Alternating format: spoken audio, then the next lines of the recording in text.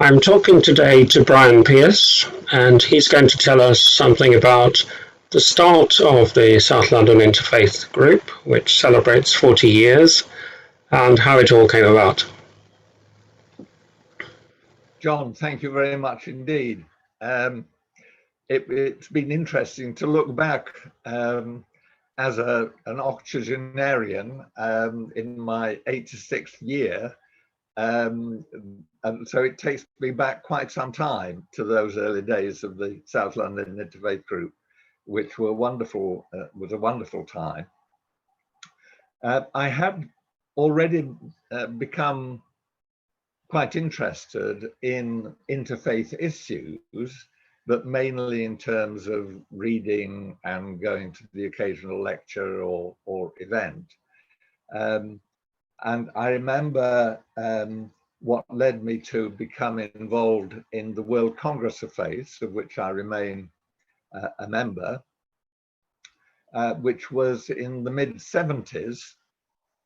I was working in the Treasury on one side of Parliament Square and went across the square one evening to Westminster Abbey, to the Jerusalem chamber there, where Yehudi Menuhin was giving a talk for the World Congress of Faiths. Not surprisingly, I thought this was a rather good occasion, and so promptly joined the World Congress of Faiths on the spot, and then subsequently went to a number of its meetings and conferences and so on, and indeed became a member of the WCF Executive Committee. And so I was already getting involved and interested in interfaith work when I received, and I'll just show it to you. You won't be able to read it, but just to show that it's the real thing. There was a memorandum which came to me from the vicar of St. Barnabas Dulwich at that time, Richard Lewis, a great friend of mine, who went on to be Dean of Wells. And it was a short note, a typed note, and it said, "This came through the door. Is it of interest to you? Should be most pleased if you could represent us." And it was a single sheet of paper saying a few people are getting together to talk about the possibility of an interfaith initiative in this area. And would you like to join our initial meeting? And that initial meeting was on the 28th of October, 1981. Now, of course, little did I know then what going to that meeting and having received that memorandum would lead to in the future. And we might talk a little bit about that later. But we had preliminary meetings held at All Saints West Dulwich in October 1981, January 1982, March 1982. I think that Ivor Smith Cameron had already become involved before those preliminary conversations finished, because he took the role of chair of what became the South London Interfaith Group. The first public meeting of the South London Interfaith Group was actually called the South London Interfaith Forum, as I discovered when I looked at some of the back papers.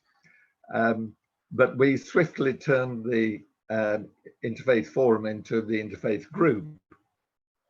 Now it was drawing its members and links primarily from Southwark and Lambeth, and having meetings which I think are still used from time to time, not I think in this time of COVID, but until quite recently. The meetings used to be held at the Quaker Meeting House in Rupel Park Road. And the first public meeting was, as I mentioned, in October 1982, 27th of October 1982. And the two speakers were Kenneth Cracknell, who was a Methodist minister who was the secretary for interfaith relations at the British Council of Churches. The group that he was linked to was actually called the Committee for Relations with People of Other Faiths. The acronym was CROPOF, C-R-P-O-F, which didn't have quite the right sort of flavor in terms of inviting other people. But however, Kenneth was a wonderful person and did an enormous amount to help generate a variety of interfaith initiatives in this country and so on. He subsequently spent some time at Wesley House in Cambridge and then went off to Texas and is now living in New England with his second wife. So Kenneth Cracknell came, and also Inderjit Singh, who I had met partly through the World Congress of Faith, and also he was involved as a speaker in the talks on different faiths, which Rabbi Hugo Gryn, the late Rabbi Hugo Gryn, organized at the West London Synagogue. Hugo later on to become one of the first co-chairs of the Interfaith Network for the UK. So I knew Hugo for many years, and it was a tragedy that he died as young as he did. And so we had a very stellar team for that first public meeting. And that was what really launched the South London Interfaith Group. But I know we date our life from the previous year when the preliminary conversations were beginning. I might mention that later in the autumn of 1991, the Wandsworth and Merton Interfaith Group actually merged with the South London Interfaith Group. We'd had one or two joint meetings and it seemed to be good to do a merger. And some people will remember Eric Bramstead and Adrian Arnold's work helping with the secretary duties of that merged group. I could mention maybe some of the early meetings that we had just to show the range. We had a talk by Rabbi Philip Ginsbury, then the rabbi of the Orthodox Synagogue in Streatham, talking about his work in the educational field. And he was accompanied by Ralph Gower of the Inner London Education Authority, who was responsible for RE at the time. So we were very early into the topic of religious education, which of course was the stamping ground for Sarah Thorley, who did wonderful work during her time and is still involved with the South London Interfaith Group now. We had a talk by Rabbi Julia Neuberger, now Baroness Neuberger in the House of Lords, and she talked appropriately about religion and politics. We had a talk from the Buddhist Venerable Sumedho of the Theravada tradition in Chithurst, a session on the problem of suffering with the Jain and Sikh speakers, Peter Speck talking about the work of chaplaincy and the relevance of interfaith work to that. And I remember in particular a session in May 1983 when Mato Krishnamurti, who was then the director of the Bharatiya Vidya Bhavan in West Kensington, came to speak to us. And I remember going to see him in his office to try to persuade him to come to our meeting. And I was gently preparing him for the fact that the audience might not be quite as large as he was accustomed to having at the Bharatiya Vidya Bhavan. And I said, well, I think I should just mention that probably there won't be more than around 30 people coming. And he looked completely unfazed by that and gave me a big smile And he said, if there are 30 people, there will be 300 people standing behind them. And by which he meant that each of those 30 people would probably tell about 10 other people about the meeting. So whenever I have been organizing a meeting and only a few people turn up, I always applied the Mato Krishnamurti rule and say, yes, but there are really 10 times this number standing behind them, so as to cheer myself up. We also had a session on marriage between partners of different faiths. There was a Hindu school teacher and his wife. He was a Hindu and his wife was a Christian, and they'd been married together for 25 years, showing that interfaith marriages could work. And Marcus Braybrook came to an early meeting, a towering figure in the interfaith field, not only in this country, but internationally, who had in fact, and heavily involved in the World Congress of Faiths at that time, but had just been appointed executive director of the Council of Christians and Jews. And there was, around that time, moves to have a CCJ branch in South London, which I think is still operating. And then I remember very fondly Jabal Bouaben, who was doing a degree at the Selyoke colleges in Birmingham, who was a Ghanaian Muslim, and we became great friends. So those are some recollections about the South London Interfaith Group's early ancestry and some of its early people who are involved. I should mention, I can't remember now whether I mentioned Daniel Fave, but Daniel Fave was Brother Daniel, a Catholic based in Southall, and he launched the Pilgrimages for Peace, which were the forerunner of the interfaith walks, which sprang up across the country, and of course with Sarah Thorley managing those splendidly for us here in South London.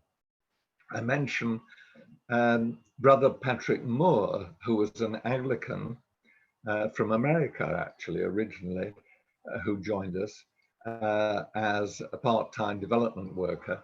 And that followed, and this will make you jealous, John, when you hear of this. We received an anonymous donation of £10,000 for the London Interfaith Group, which enabled us to pay for the development workers' salary. And of course, I remember from early days, Rizwan Ali Bai, who I was delighted to see yesterday on the Zoom that we had at our lunchtime meeting. June Boyce Tillman, another name of significance, because she worked very hard indeed to get a multi-faith event put on at her church in St. Paul's, Fursdown, an accomplished musician, and now she is a distinguished professor at the University of Winchester and is also now an ordained Anglican priest. So those are just some of the names from the past. Thank you, Brian. You've given wonderful memories there. Fantastic. Thank you. I had to consult my files for some of it, rather than my memory. Just going to... Thank you, Brian. That's all very interesting to hear about the early days. Perhaps you'd like to now tell us about what happened after that. Well, more of an interfaith journey going on in that I was increasingly interested in ways of making relevant links, not just locally, but further afield. And in September 1984, I began a year's leave of absence, unpaid leave of absence at the Treasury in order to go and meet a variety of people to discuss what steps we might take, what initiatives we might take. And I didn't have any clear idea about what that might be. And indeed, I have never been able to remember whether it was my idea to do this or whether somebody else suggested that I should do it. But anyway, it happened. So I had a very large number of absolutely fascinating conversations with people across the country. And that led to a series of meetings at national level. Kenneth Cracknell, who we've already mentioned, was heavily involved in that because of his work at the British Council of Churches.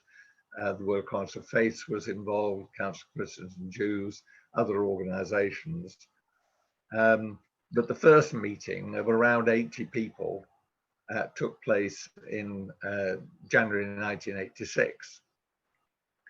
We just started using word processing, which meant that my wife was able to make sure that the list of participants was as up to date as possible the night before. And people then received a copy when they arrived the following day. And that was good because it was noted that everybody on the list turned up.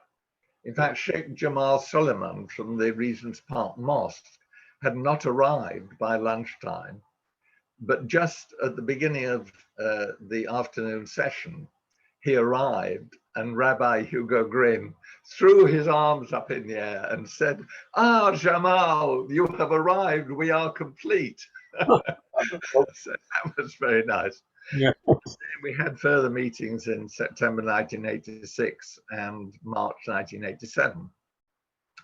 And as the conversations proceeded, it was decided that actually it would be helpful to establish a new ongoing organization at national level, one which would have organizations in membership, not individuals, so that it would not be in competition with other interfaith initiatives at either national or local level.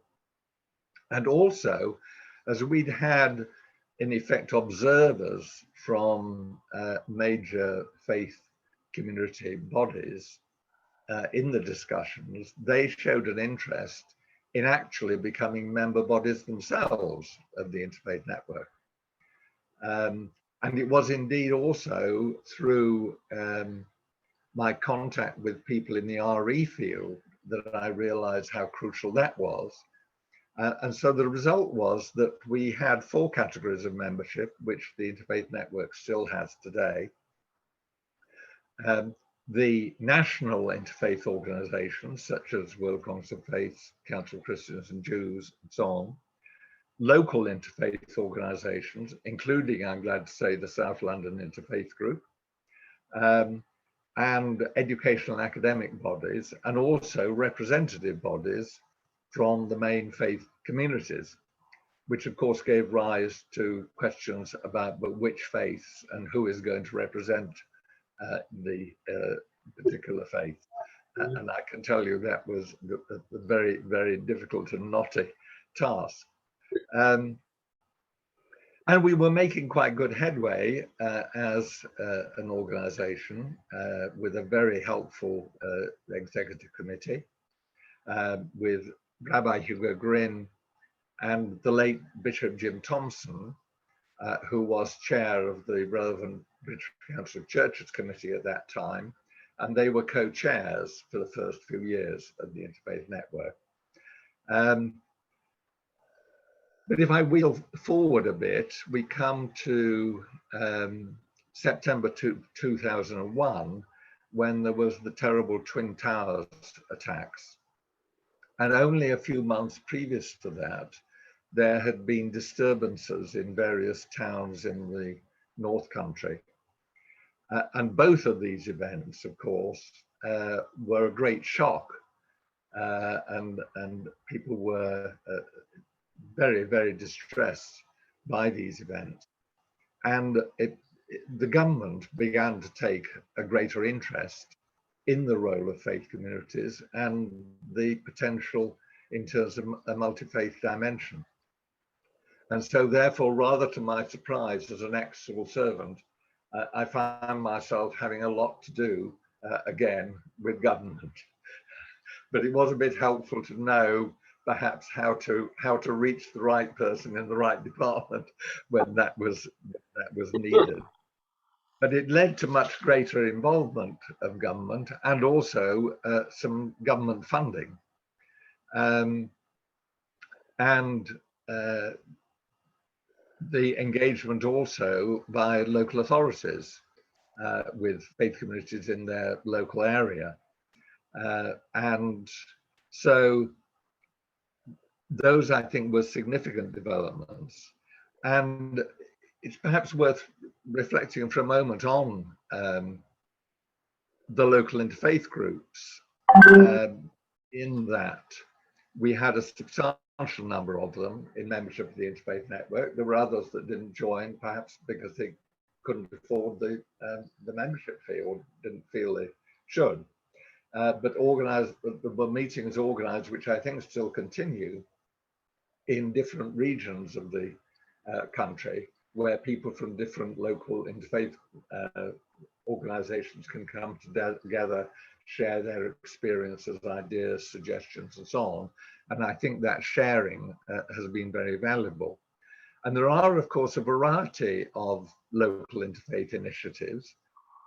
I think quite a number started, and in some cases, like the South London Interfaith Group, remained organizations where a number of individuals with an interest in interfaith work came together and formed an organization. There were also coming together of representatives of different faiths within a particular local area. There were some structures which were initiated by local authorities, particularly in areas where there weren't any interfaith initiatives. So there were various kinds. I mean, you might find in a particular locality that there was a local interfaith group which had a number of faith community representatives on it, which engaged with the local authority, and another more informal group alongside that, which put on events for individuals. So there is, as you will know, still quite a bit of variety in the local interfaith scene. But I've always thought that the local interfaith scene is of enormous importance. And I was always secretly rather pleased that it was someone who was involved in the South London Interfaith Group that turned up to organize that linkage at national level.